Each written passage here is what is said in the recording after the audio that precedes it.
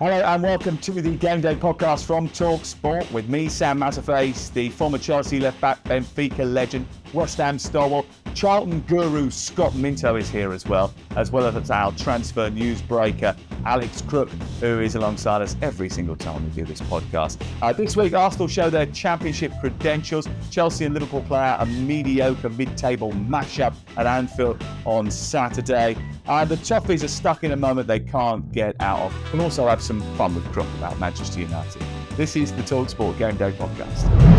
This is a reaction of a team that can come back from adversity, and that's exactly what they did. As I say, I'll try and say it a little bit softly, but it's a game that champions win and look back on as a pivotal match. I guess the fact that as a Manchester United fan, I'm disappointed that we've lost in the last minute to the league leaders. That shows what a journey Erik Ten Hag has taken us on. I can't remember the last time, really, that Everton, probably under David Moyes and Roberto Martinez, were up there in the sort of top half of the table on a regular basis. It doesn't happen anymore. They're not too big to go down. They are going down. Shall we focus on Arsenal, Manchester United first? Because Arsenal were absolutely terrific, especially in that second half. Especially at the end of the game when they needed to win. They went out to win the game. Arsenal 3, Manchester United 2. The Emirates has just erupted and Arsenal look like they are making another statement of their title credential. I don't know, but I don't think it does get much better than that. It was a beautiful moment, a really special one, because we were pushing and the goal wasn't coming, and it came at the end, and then VAR made it even more difficult, but it was just electric, and it was really emotional, really passionate, and I loved it. This moment I'm annoyed, and I also told the players, if you want to win trophies, titles, you have to change our mentality. It was a terrific football match. Arguably, Scott, you'd say it was a Premier League classic.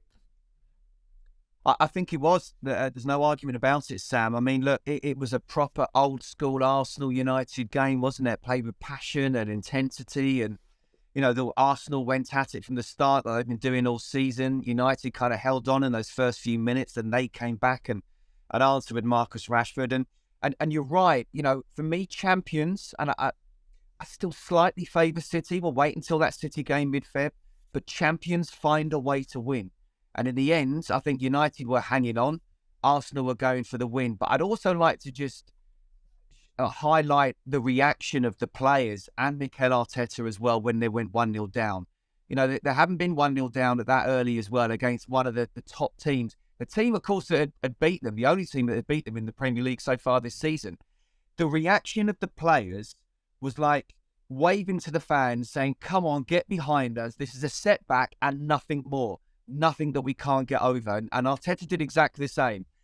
This is a reaction of a team that can come back from adversity, and that's exactly what they did. As I say, I'll try and say it a little bit softly, but it's a game that champions win and look back on as a pivotal match. Yeah, Manchester City put pressure on them earlier in the day by coming back with a 3-0 win over Wolverhampton Wanderers. They're impressive in that. Haaland got his hat-trick. Everyone was talking about the gap being down to 2 points, but the way that Arsenal responded was particularly impressive. A 90th minute winner or a late winner from Eddie Nketiah to get them over the line. They've taken 34 points from 36 available at home this season, Crook. It's time to put a bit of respect on their name.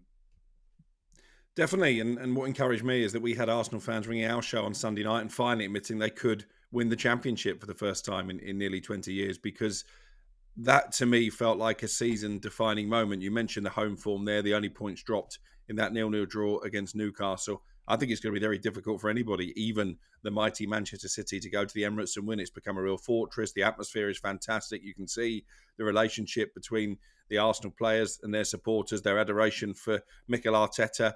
And I think that goal proves that Arsenal are the real deal, because, let's be honest, this is as good a Manchester United team as we've seen for some time. Yes, they were missing Casemiro. Yes, the goals they gave away were frustrating. I was quite encouraged by what Erik Ten Hag said afterwards, that Manchester United need to change their mentality. But they're at the start of their project. Arsenal 3 years into theirs, and they have that winning mentality.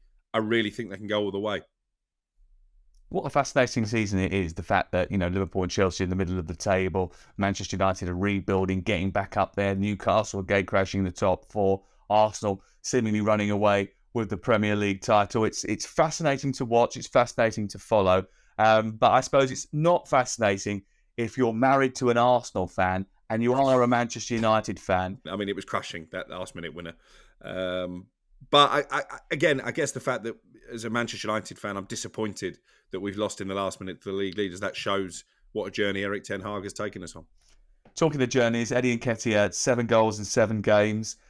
He's got 4 and 5 in the Premier League. Jesus may be quaking in his boots now that when he does get fit, he might not get back in the team because of the fact that Nketiah's finishing has been so good and so consistent. Saka's got 11 goals in 30 for club and country this season.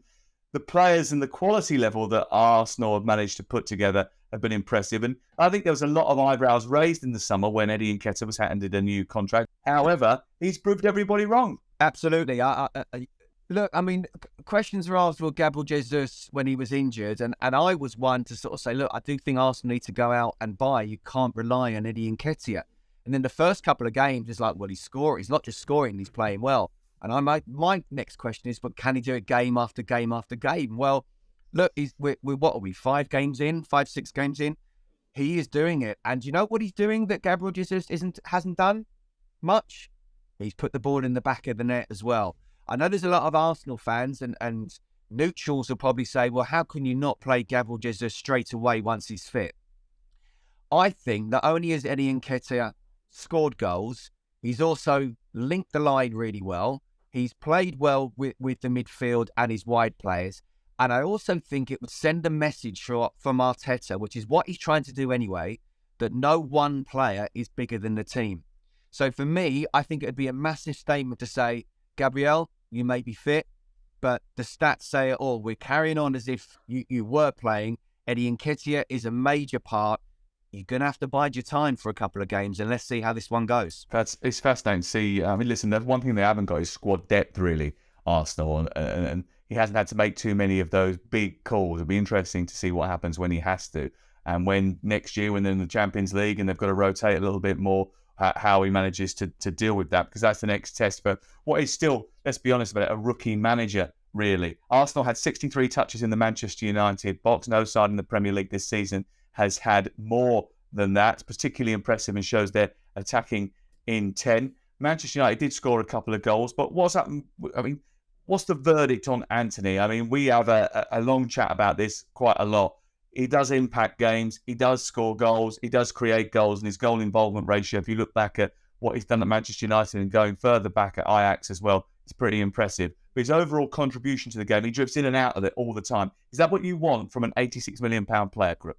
He's not doing enough at the moment, no question about that. He's probably the one Ten Hag signing that so far hasn't come off. But I think, we need to cut him a bit of slack. He's not the first South American to come to the Premier League and maybe struggle in their first season. I remember battering Cristiano Ronaldo, who's got similarities to Antony in playing style when he first came. So let's give him a little bit of time. But I think at the moment it is a struggle, particularly in those big games. I think Arsenal found him quite easy to defend against in that game, and maybe Ten Hag could have been bolder and possibly taken him off earlier and brought on Garnacho, who's been shown to impact things off the bench. But you mentioned squad depth. Obviously, they've got Trossard, who came on and made an impression. They've got Kivior to come in and bolster their defensive ranks. The Arsenal squad is deeper than Manchester United. United didn't really have too much to come on and change the game. From the bench, we had some fans bemoaning Weghorst, why is he playing? Well, they've got nobody else. Anthony Martial is made of glass, and when he does play, doesn't contribute much anyway. I think in an ideal scenario, Weghorst wouldn't have been the player that Ten Hag stumbled upon this window. But what else are you going to get for £3 million or less, which was the loan fee? So squad depth is an issue at United, and I think it will be an issue all the time that the Glazers are there, to be honest. Let's turn our attention to Manchester City against Wolverhampton Wanderers. Very one-sided, especially in the first half. To Manchester City 3, Wolverhampton Wanderers 0, and it's another hat-trick from that man. We know his quality, we know each other. He's not a player to be dropped. We cannot play the false nine with him. We have to adapt some movement with him, and we are doing quite well. City putting a bit of a marker down. When I was there on Thursday night for the Tottenham game, Pep was really animated. I spoke to him afterwards, and I think the interview's done the rounds a little bit in terms of he was so feisty. He wanted more from the fans, he wanted more from the clubs, he wanted more from his players. I want to see my team, he kept saying to me, I want to see my team. And he was standing there, with his arms sort of crunching into his chest, pleading, I want to see more from them. And I spoke to Riyad Mahrez afterwards. I said, tell me what he means when he's saying to us he wants to see more from his team. And he went, oh, he says that to us all the time as well. And it's what he wants us to get to the standard that we were 2-3 years ago, or what he wants us to keep achieving that. Now, they're going to have to get to that standard, aren't they, if they're going to catch Arsenal at the top of the league. They're going to probably have to win, Scott, every game from now on in now. They've done it before, 2019. They went from January to the end of the season, winning every single match. They are capable of it. Can they do it this time around? Yeah, I don't know if they'll have to win every single game, but let's just say the way Arsenal are playing, it certainly looks like that at the moment. And that game mid-Feb at the Emirates, I think, is going to be absolutely key. And if Arsenal do win that, then I will say publicly, I believe that they'll go on and win the title, even though I already think they can. I wasn't surprised by it. And I sent you to a text on the morning of last week's pod as well. And I asked the question, how many teams or how many times has a three-peat been done to win a top flight title back to back to back since World War II? The answer, 3 times. So 3 times it's been done since 1945 or 1939, if you want to go to the start of it. That tells you how hard that is. I was not surprised to see his reaction. What he's saying is, and what he was having to go with the fans as well, is my players are 2, 3, 4% off what they've been in the last a couple of years. I'm not surprised. They're human beings. They're not robots. They're still trying their very, very best. But to keep it up year after year after year, you only have to ask Jurgen Klopp how difficult that is and what's happening at Anfield. But you look at Man City now, and the fans are just sitting there and expecting, waiting, as if they're going to the theatre and every time there's going to be a great performance. No, that's where Pep had a go at them to say, can you fill in the 2 or 3% that we're losing out by the players because we asked them to go again and again and again to win Premier League titles? So I thought it was genius from Pep Guardiola. I think he's a genius anyway, personally.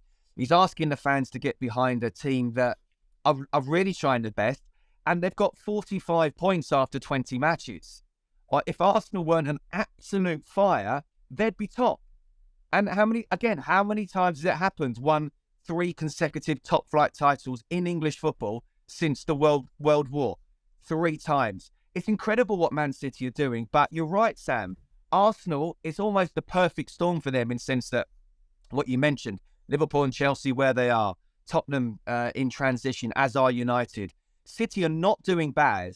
It's just Arsenal on absolute fire. But will they need to win every single game? I don't know. But the way Arsenal are playing, what we've seen in the first half of the season, there's every chance they might have to. And what we've seen so far from Manchester City is they've not been fluent of the teams that they've had in the last couple of years. And that's why I'm edging more and more as each game goes by towards saying that I do think Arsenal will win the title. Wolves could have played for a month without scoring, but that's a story that's been going on for a very, very long time. Oddly, Leeds 0, Brentford 0 was also on Sunday, but Leeds United looked almost watertight at the back. They've kept a clean sheet. They never keep a clean sheet, Leeds United. They're terrible defensively, but their wait for a Premier League win goes on. I was there on Wednesday night at Ellen Road, and the atmosphere was really good because they're playing Cardiff. They knocked them over, but Brentford is a completely different level. They do need to start posting wins. They do need to make sure they start scoring the goals they've got in that game against Cardiff, and they have done at other points in the season. But defensively, sealing that back line is the most important thing, isn't it, Crook? Yeah, I'm not sure anybody would have predicted 0-0 in that game, to be honest. And I seem to have a lot of Leeds fans on my social media timeline, and a lot of them are still questioning Jesse Marsch and the style of play and the fact that Board are investing so much in his project with new signings. They're in trouble, Leeds, aren't they, in terms of the league position? They are struggling to grind out victories. I think that the win over Cardiff was a confidence booster, but they still conceded 2 goals against one of the worst teams in the second tier. So I think if you're in the bottom 3 at the moment, and I'm starting to lean towards the bottom 3 being the bottom 3 come the end of the season, if you look at the teams above you, I think Leeds are one of those that you think, actually, we could possibly reel these in, because I don't see West Ham going down. I don't see Leicester going down. I think begrudgingly you're going to be right about Nottingham Forest. So if you're Bournemouth, Southampton or Everton, you're thinking, well, who could possibly save us? Leeds could be the answer. Yeah, Brentford now unbeaten in 8 games. Particularly good season for Thomas Frank and his team. What's the limit of their ambition, Scott? I mean, listen, if they finish top 10, I know they're 8th at the moment, and you can say, well, why can't they fight for a European place, and why can't they? That should be their ambition. It's not one of those, again, don't want to keep on relating these podcasts back to Charlton, but it was almost like back in the day under Alan Kirbishley, it was get to mid-table, halfway through the season, and then just fall away a bit. Why not kick on? Why not go for it? Why not think this is one of those strange Premier League seasons, and we can finish in a European place? But I still feel that if they finish in the top 10, Sam, that's a wonderful season. I mean, you talk about Brentford, you can chuck Fulham and Brighton in there. What a wonderful time is to be fans of those clubs. They must be pinching themselves. Yeah, not such a wonderful time if you're a fan of Everton or even West Ham United recently. Things got better for the Hammers on Saturday. They may just about to get worse for Everton. Lampard may be in big trouble after this result. It's relief for David Moyes, though. It's finished West Ham 2, Everton 0. I'm really pleased with the result. The only difference between probably all the other performances was that we scored 2 goals today. It came down to probably an issue for us recently of if we're not going to be clinical enough, not dynamic enough, not tough enough in the final third, you always have a possibility, particularly with a good team like West Ham, with good individuals, of conceding, and it changes the feeling of the game. West Ham 2, Everton 0. Saturday's big game, really, in some senses. And West Ham United getting back to winning ways with 2 goals for Jared Bowen, who is a new expectant father. Twins on the way with Danny Dyer, and twin goals this weekend. But the big story is all about Frank Lampard, Everton, and the future of that club. A club that seems to be crumbling under the weight of expectation, under the weight of overspending, mismanagement, of poor signings from years gone by, an imbalanced squad, and seemingly no way out. And the performance, which wasn't that bad, by the way, they had several good opportunities and good passages of play. Alex Iwobi in particular doing very well in the middle of the park. They just cannot score goals, and they cannot score goals with a volume that is going to keep them in the Premier League. They're going down. They're going to end up in the next tier, and it's painful to say it. I've been trying to fight against it for 6 months, but it is going to happen unless there is an overhaul of the squad. The issue here, and Crook, you will know this, is that they cannot overhaul the squad because FFP is not going to allow them to do it. Now, you could say that that is a failure on the rules of the Premier League, that they are hamstringing a club that has got the ability to spend, but are not being able to do so. They're not being allowed to save themselves because of the draconian Premier League FFP rules. Or you could say that over the last 5-6 years, they have flouted the convention of spending with such gay abandon that they have lavished cash on players that aren't worth it, and their profligacy in that transfer market has ultimately come back to haunt them. It's a really fine line, isn't it? Because I can see both sides of the coin, to be honest. They have spent an incredible amount of money very badly, and therefore, where do you draw the line? Should they be allowed to keep on spending and showing ambition? I mean, it's ambition that's been the devil for them, really. Because if they just spent moderate money to try and become a stable Premier League club rather than reaching for the stars, they probably wouldn't be in this mess. So we could probably spend a whole podcast debating the rights and wrongs of FFP. The big question I've got is if they sack Frank Lampard, and I think that's probably on the flip of a coin as we sit here and record this on Monday morning, who on earth is going to want that job? You look at their next 2 fixtures, both live on talkSPORT. They've got Arsenal at home Saturday week. Then they've got the Merseyside derby on a Monday night. With the greatest will in the world, Pep Guardiola going into that Goodison Park dressing room would struggle to win either of those 2 games. So if you're Sean Dyche, for example, who is the name that's being bandied around by a lot of Everton fans, he needs to rebuild his reputation because it was dented by being relegated with Burnley. Is Everton in the relegation places with no money to spend? Is that the right place for him to rebuild his reputation? Then you look at a rookie manager like Duncan Ferguson, gets the club, understands the fans, has been proven that he can have a short-term impact. Long-term, does he have any hope of keeping this Everton team in the Premier League? I called it in August that Everton would be relegated. It was a bold claim at the time, because obviously they've been part of the Premier League furniture. But this writing has been on the wall because of the poor decisions the board have made, and not just in terms of recruitment. They probably should never have hired Rafa Benitez. Having done so, knowing there'd be a backlash from the fans, they should have stuck by their man rather than getting rid of him at the first sign of trouble to try and appease those supporters. Then they had other managers lined up to come in the fans didn't like, so they went down the Frank Lampard route, effectively allowed the supporters to pick Benitez's successor. It's mistake after mistake after glorious mistake. I think they're doomed. I think Frank Lampard carries the haunted look of someone who knows it's over.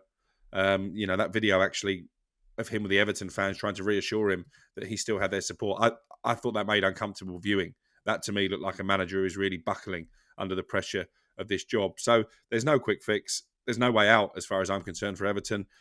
And there's no immediate bounce back from the Championship because of those financial problems that they've got. I don't think that Frank is buckling under the pressure and the weight of expectation. I think he's handled all of that very well. I think the issue is that he's working with very difficult tools. I'm not saying that he's been perfect, by the way. I think some of the tactical decisions have not always been correct. And it's very difficult to get the best out of a group of players that know themselves that they're in a relegation battle, know themselves that the fans and the media are constantly looking at them and saying they're not good enough. You need to get replacements in. It's a hard sell for any manager to be able to try and conjure something from this, coax something from this Everton team. But I think they will end up sacking them just because they believe that if they sack them, they might get a new manager bounce. If they do that and they make another mistake, which is probably likely bearing in mind their history, where are Everton going to end up? Where does it stop? How far do you go down where you just keep spiraling to the point where you're sacking managers, hiring new players, sacking managers? Where does it end? Sam, this is exactly what I said on the Sunday session yesterday. And look, you've got the board, you've got the manager, you've got the players. The board, okay, spent over half $500 million. Put money where his mouth is, absolutely. But we all know recruitment has been absolutely rubbish. And weak leadership as well. For Moshiri to say it's not my decision about sacking publicly. That was ridiculous. He said that on the weekend, didn't he? It's not my decision about whether or not Frank Lampard continues in the job. Whose decision is it then, pal? Absolutely. So everyone knows it's his decision. And even if it's not his decision, a proper leader would not say that. Yeah, they'd just say no comment. So players, recruitment, not good enough. Too many of them either don't care or can't handle the situation of playing at Goodison Park in a relegation battle. Must be really hard. I would not want to do it, but you need big characters. Even Connor Cody and Tarkowski as well seem to be, I'm not saying buckling in any way, but seem to be making mistakes because of the pressure of what you said, that they have to keep a clean sheet every time to have any chance of winning the game. Yeah. Anthony Gordon is a shadow of the player that he was last season. Everton fans seem to be now, even though he's one of their own, quite happy for him to go. There's so many players there. With all due respect to Neil Maupay, Richarlison's gone for 60 million. Maupay couldn't even get into Brighton's side, which actually doesn't look a bad thing right now. But, he's not an out-and-out goal scorer. So then you've got the manager. What does the manager do? You hit the nail in the head there. Are they going to sack the manager and go year after year being in the same position? And I do think that because Everton Football Club is such a big club, it will attract people like a Sean Dyche, because he will turn around and say he'll believe that he can get them out of trouble. That's not necessarily the biggest issue for him, even though it is for Everton in the short term. The biggest issue for him is where does he go from next season? How does he get Everton out of this problem? This annual problem. And I don't see a way out at the moment because of FFP. The problem is that people in the club, people who run the club from a lofty position, believe that the club's too big to go down. They believe that there's some way that magically they will get themselves out of it. They'll fight their way through it and end up managing to scrape a place in the Premier League next year. But how long are you going to do that for? That's what they did last year. That's what they did for probably 4 years of the last 5. That's what they have been doing for almost a decade. In fact, I can't remember the last time really that Everton, probably under David Moyes and Roberto Martinez, were up there in the sort of top half of the table on a regular basis. It doesn't happen anymore. They're not too big to go down. They are going down. They are going to be in the Championship next year unless somebody injects enough cash for them to buy better players that someone can coach, that can get them over the line. They've got to go on a fantastic run of winning matches. The last time they won a match, Liz Truss was the Prime Minister. And even that's a very small window of time to be able to put 3 points on the board. The fact of the matter is, this season has been a disaster, but this season is a disaster because of what has gone before. You can blame Frank Lampard if you want, because that's the easy way to do. And Frank Lampard's a well-known England international, and he's a Chelsea legend, so he divides opinion. So everyone will get on his back because that's the easiest thing to do. But the fact is, the blame lies elsewhere. And unless you have got a cohesive plan to come in and transform that club, you need new players, you need a new outlook, you need fresh investment, then you have got absolutely no chance of success. They've got this huge stadium that they're building on the banks of the River Mersey, which is they're doing some sort of deal to ensure that the fluidity of the cash still keeps going into that project, because there's a bit of a worry about that now. But the last thing you want is a huge football club in one of the best stadiums in the country, if not the world, playing in the Championship. That would be an absolute disaster. So I don't know how you get out of it, but I don't think you get out of it by doing the same thing over and over again. Sacking managers, getting a load of new players, sacking manager, getting a load of new players. It doesn't work. In the end, you have a bloated, overpaid squad that you can't get rid of, and you can't build a team, and everybody needs to be together at that football club if they're going to save themselves.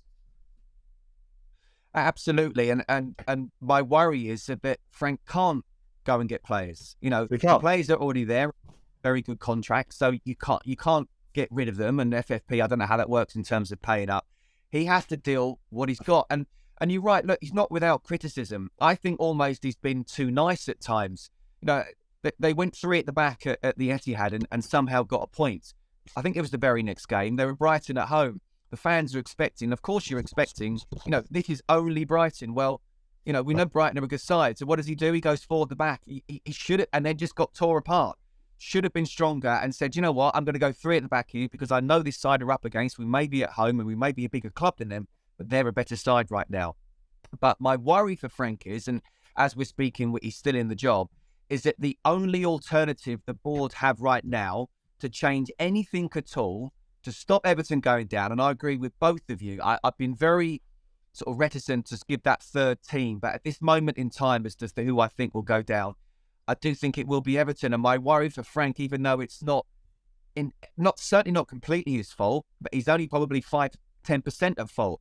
The only thing the board can do is to change the manager. And what I don't want for Frank going forward is that people say he was a failure at Everton, because I think, you know, you mentioned Pep Guardiola earlier, Crookie. I think Pep and Jurgen would struggle with this Everton side. I think everyone would struggle with the Everton side. Well, they were beaten at the weekend.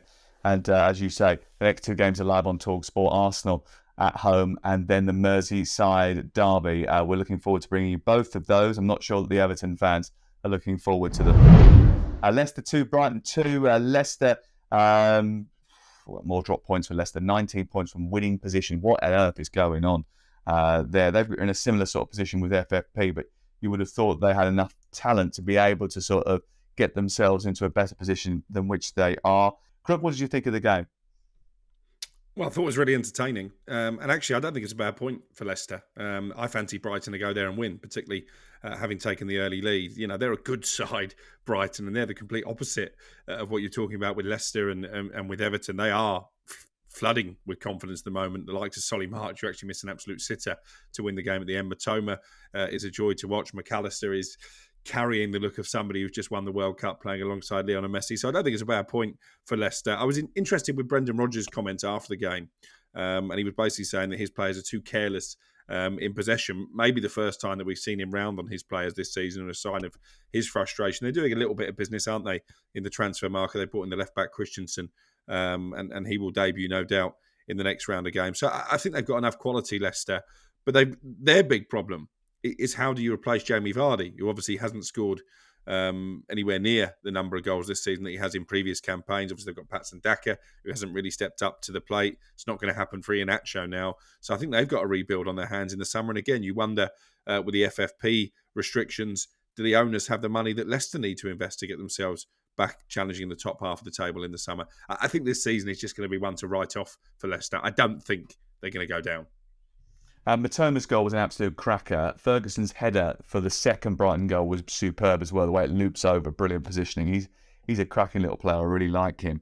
The marking for the second goal, the Leicester goal where Barnes scores and he's at the back post, there's literally no Brighton player within about 5 yards of him. It was absolutely shocking marking, but not as shocking as the decision not to give Danny Welbeck a penalty in the first half. Luke Thomas fouls him, foot on Danny Welbeck's foot, goes down. I mean, is that an example? I mean, the referee said no penalty. The VAR looked at it, said check complete. Is this an example of the bar being high, Scott, or is this an example of them basically overreacting, going the other way, and the bar's now going far too high? Right, so I'm going to defend Howard Webb in this, even though I think it was the wrong decision. Just tell us the truth first of all. We don't want to find out that you've gone on a golfing holiday with him, or like Aaron Ramsdale, he goes on Crookie Stag do. I don't want to find that out later down the line. So if he's your mate, just declare it now. Right, if I ever do go on a golfing holiday with him, I promise to invite the both of you. I've never come across him, even though I think he's from Rotherham. Look, it was the wrong decision. It was a penalty. But what Howard Webb is doing, and to all these, and maybe I'm in the minority even with us three, all these VAR moaners who said they don't want VAR, what Howard Webb is trying to do now, he's trying to make sure that it's as close to the old school of not having VAR while having VAR. In other words, he's given the power to the... Yeah, he's given the power to the referee. So I had this chat with Addy, and he said, yeah, but it's wrong. It's a wrong decision, but if that's changed, let's just say it's changed, it should have been changed. The bar is set at where VAR interferes a little bit more. Now, again, from a personal point of view, I want to try and get myself explaining right here. It was a penalty. It should have been given. But I like the principle of Howard Webb instructing VAR officials to say, unless it's abundantly clear and overly obvious, it's not subjective in any way, don't change it, because this is what the VAR haters are moaning about. So while it was the wrong decision on the day, I like the way Howard's going on this. Let's turn our attention to Liverpool 0, Chelsea 0. We did this game on Game Day on talkSPORT. I don't think I've ever seen two teams of such illustrious quality. Two teams billed as the certainties for the top four at the beginning of the season, perform in such a mediocre fashion. So much carelessness with the possession of the football. So many turnovers of possession. So imprecise with their final pass. So wasteful in front of goal. I mean, honestly, quality-wise, actually, everyone says it's a terrible football match. It probably was a terrible football match in terms of quality. That in itself made it almost entertaining, because it was almost laughable sometimes, the amount of times that the ball was given away in ridiculous areas. There was always something happening because of the fact that people were being so careless in position. I was astounded by it. And I don't know whether that's lack of confidence or whatever, or because people were worried about the 25 million players that keep coming into the Chelsea dressing room on a week-by-week basis, and no one knows what squad number they're going to get by the time we get to next season. Or whether or not Liverpool have just, themselves got to a point where they've overextended themselves over a couple of seasons, and now, the aging limbs of some of those are starting to tire. But crikey, the mighty have fallen here, haven't they? Well, you talk about a lack of confidence. I'm sure I saw a stat that Mo Salah didn't have a single touch inside the Chelsea penalty area. I mean, that didn't have a shot again for the third game running. Yeah, that can't happen too often, if ever. And you do wonder now, did Liverpool make a mistake by lavishing him with such a big pay packet and therefore almost being forced to sell Sadio Mane? But listen, that's not the only reason that things have unravelled for them this season. I think Jurgen Klopp knows now that he has a big rebuild job on his hand. From a Chelsea perspective, I thought Modric looked quite lively when he came on. Obviously had a couple of opportunities. I think Chelsea actually looked like the more cohesive unit of the two, which given what you've already said about the number of signings they've made, was it 6 already this transfer window? 15 God knows, I couldn't since the tell start you. Last season. Well, credit to Graham Potter for that. But yeah, two teams who, for me, I just don't see them competing now for the top four. I think it's up for grabs for a club like Newcastle with that in mind. and two teams who are going to have to undergo a fair amount of surgery in the summer, not just in terms of incomings, but in Chelsea's case, they've got an awful lot of players to get rid of as well, haven't they? Yeah, although they will do, there's a lot of senior players that will end up leaving in the summer, if not some going during the January transfer window. I spoke to Graham Potter after the game, Scott, and he said to me, when I mentioned the influx of new players, he said, it's the fun part about the job. I was like, what's fun about that? He's like trying to do a jigsaw. I mean, this is a guy, obviously, who clearly during lockdown got one of those 25,000 piece jigsaws and sat there and tried to put it together. There's no doubt about that. Do you know what? Since you've just started and finished saying that, Sam, I think Chelsea have signed 3 more players. It's never ending, isn't it? Overinflated cost by any chance? Yeah, absolutely. We are getting to the point now, and I'm very much behind what the owners have been trying to do. Make a massive statement. They had to do it in the summer. It's almost like Abramovich again. I'd much rather them overspending than saying we're not going to, we're going to tighten our belts. So I'm absolutely with that. But there are only so many players you can have in a squad, and I think even Graham Potter pre-match, when he sort of, it looked like he knows that he's not going to be asked for specific players, but he's part of the committee. But even he won't want the bloated squad. We've talked about the injuries, Sam, and there are key players coming back, and there is a danger that Chelsea are in the point of when these key players are back, you have very big name players who can't even get on the bench, and then you can sometimes have these ego problems, which I think Graham Potter would be very good at, but still is very difficult to deal with, especially if results aren't going your way. What's the best way to shut up a player who's not playing? Win games. So, but they're not doing that at the moment. But I do think they look the better side at Anfield, and I really like the look of Mudryk. My goodness me, what a debut he made! Yeah. Because while it was a bit turgid beforehand, he looked amazing, and if he can build on that, then he is some player, and he will take Chelsea close to the top 4 this season. I'm telling you. Yeah, I mean, his skill level is superb. The quickness of feet, and actually his combination with Gallagher was brilliant as well. Like, playing down that left-hand side, they worked together really well, and he had a couple of really big opportunities. And actually, there was one moment where he was played in down the left channel. It's in the penalty area. He has a perfect chance to score a goal if he just gets his touch right. And bearing in mind, his touch was brilliant in every other aspect of the game during the whole of the 32 minutes that he was on the pitch. On that, I just think he thought about the headlines being written about his debut goals, winning the game at Anfield, just before the ball reached his feet, and he just popped off and went away and out for a goal kick. But another good chance where he hit the side netting. He was creative. He was certainly a big part of Chelsea's resurgence in that second half, and he will be a very good player. Hey, you'd expect him to be a good player. They're going to pay £88.5 million for him. If he was rubbish, there'd be a massive, massive problem. Newcastle United, one of the challenges for the top 4, maybe in the absence of Chelsea and Liverpool not being able to make it. They dropped points their way at Crystal Palace. Another 0-0 game. I think this game, they've played each other 3 times now this season, Crystal Palace and Newcastle, and all 3 of them have been 0-0. Why on earth did anyone pick that for a TV game? Crazy. Southampton 0, Aston Villa 1. A recent upturn in form from Southampton sort of ended, but it ended because of VAR, really, because Southampton thought they'd gone ahead, then they thought they'd conceded, then they thought they'd gone ahead again. VAR had such an impact on this game in terms of the scoreline, and of course the drone as well. Midway through the first half, someone flies a drone into St Mary's, and the game has to stop. I mean, why on earth you would fly a drone into a football stadium, I do not know. But have they found the thing is, have they found the culprit, Crook? Have they arrested the criminal mastermind that ruined this game? Well, I saw someone tweeting and claiming responsibility, but it's easy to do, isn't it? But yeah, again, a bizarre incident. Southampton felt really aggrieved, didn't they, by their goal being ruled out. I guess, again, it's the inconsistency, because for me, if you're talking about clear and obvious error... Just explain what happened, because there was a nudge on Jacob Ramsey. Was there enough to generate a foul during that contact? I don't know. It was Mohamed El Yunusi. I think he was the culprit as far as VAR were concerned. But Scott's been talking there about the fact that Howard Webb, since he came in, wants a higher bar. I think in many respects he's gone too far the other way in terms of penalties. I commentated the Man City Wolves game. There was a clear penalty for a foul on Jack Grealish that wasn't given. You go back to Crystal Palace and Manchester United in midweek, Scott McTominay earlier in the season. That would be given. I'm not sure I'm particularly comfortable with the barometers changing midway through a season, and therefore penalties that would have been given in August and September suddenly aren't being given in January.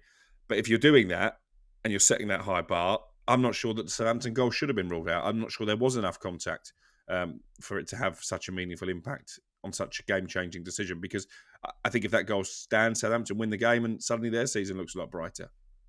Yeah. Ollie Watkins scoring goals. He says he knows he needs to score more goals. He knows he needs to convert chances. And in the absence of Danny Ings now, who's gone to West Ham United, the burden is going to fall on him, because Leon Bailey misses so many chances, and he missed 2 or 3 really big chances in this game. I looked at the XG statistics for this match, and it probably gives you a sort of clearer picture as to where these two teams are. Southampton 0.41, Villa 1.42. Villa probably deserved to win the game because they created the bigger and the better chances. And let's be honest about it, you've got to score goals if you want to stay in the Premier League. Leon Bailey, man, he's got to score at least one of those 2 chances. But Southampton, where are their goals going to come from, Scott? I can't see it. No, I mean, James Ward-Prowse playing pushed up a little bit further in that number 10 role certainly helps him create and get a chance to score. And he did that recently, didn't he? I know what Crookie's saying about the bar, but again, I think that's just... We haven't got enough time to go into that. But I understand what you're saying on that one, Crookie. I just think Southampton, it was... Do you know what? After what's happened in recent games, in both in the Cups and in the league, a big blow in terms of points, but I still think they played well enough to take enough out of that to say, look, we're still in this happy place right now, and they've got to take that forward in the Cup situations again and then in the league. I still think they will go down, but this is the time now when you are in and around the relegation zone, you don't know which way it's going to go. When you are in a little bit of a good run of form, you need to find a way to pick up points. They haven't here. I felt they deserved to get at least 1 point. I don't think Villa played particularly well. But I still feel from a psychological point of view as a player, you'd be thinking, we've lost, that's 3 points gone.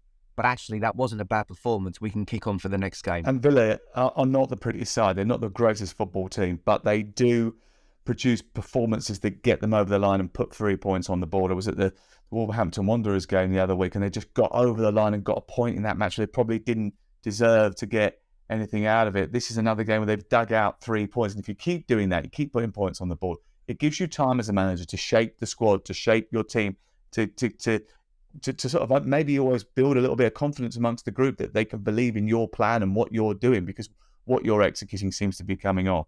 But Southampton, they've won 6 points at home all season. That is a huge, huge worry.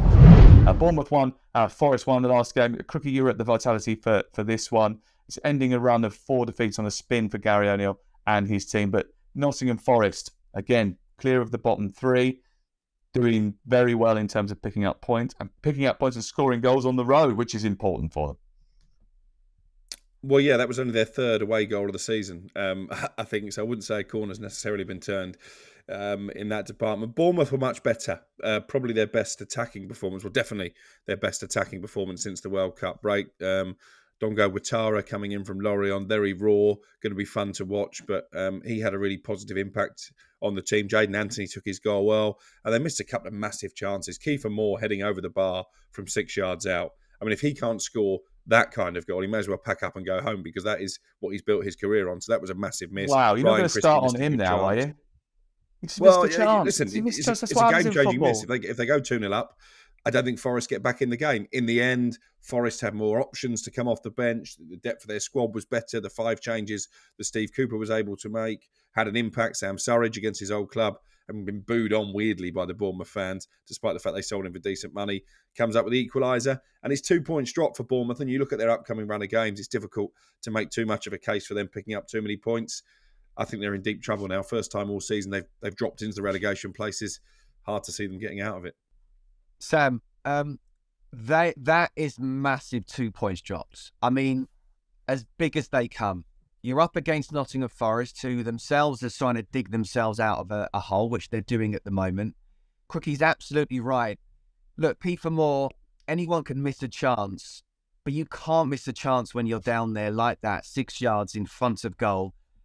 Get that second goal, and they would have won that. And in the run they've been on, the team they're against, the matches they've got coming up, the goals they've been conceding, and the lack of goals they've been scoring, to not win that game and not see it out. Even the equaliser, where there was a mix-up between Moore and I think it was Pearson. Moore's just got to hold it up and not try and head it back. And they're looking at each other. And then I can tell you now as a player, he's thinking, please don't score. Please don't score. Please.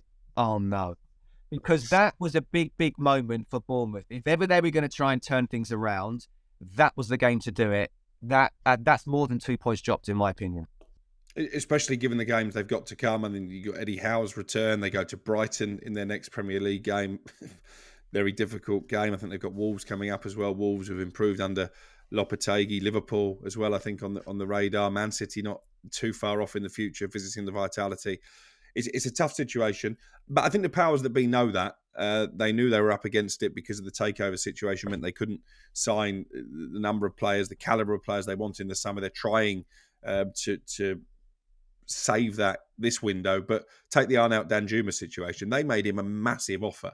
He could have earned a lot more coming back to Bournemouth than he's going to get at Everton, assuming that move goes through now with the uncertainty over Frank Lampard. He turned them down. Now, if you can't attract a player who's been at the club before, he's got friends in the dressing room, you were going to make him the highest paid player in your history, who are you going to attract? And that's not the head of recruitment's fault. That's not Gary O'Neill's fault. Bournemouth are a tiny club in the middle of Dorset, smallest stadium in the Premier League. It's a difficult sell, and now they're in the relegation places. Makes it even harder. Fulham Tottenham for me tonight, but by the time you listen to this, that might well already be done. Tuesday night, we've got Southampton against Newcastle. Jim doing the commentary. It's Carabao Cup semi-final first leg. Wednesday night, Nottingham Forest and Manchester United. Very much looking forward to going to the City Ground for that one. Crook excited about the fact the possibility of going to Wembley. Come on. And Friday night, we've got Manchester City Arsenal in the FA Cup and the start of a huge weekend of FA Cup football. Make sure you join us on talkSPORT, talkSPORT 2 for all the best live games, and download the podcast. Tell all your friends about us, and remember we're on YouTube now as well.